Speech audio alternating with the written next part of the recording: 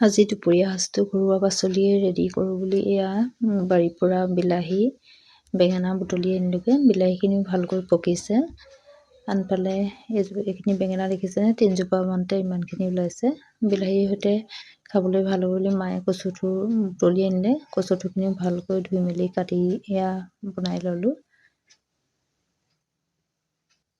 কচু বিলাহী পিটিকাও খাবলৈ ভাল হয় বাৰু। আনফালে মই এয়া চব্জিকণ বনাই লৈ প্ৰায় 10 মিনিটৰ বাবে ঢাকি ৰাখিলোঁ। এয়া প্ৰায় 10 মিনিটৰ পিছত আমাৰ কচু চব্জি ৰেডি হ'লেই।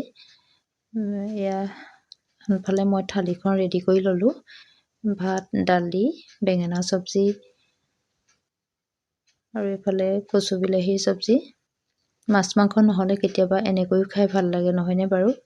আনফালে অকণমান জলফাই আচাৰ আৰু জলকীয়া। আজি থালিখন এইদৰে ৰেডি কৰিলোঁ।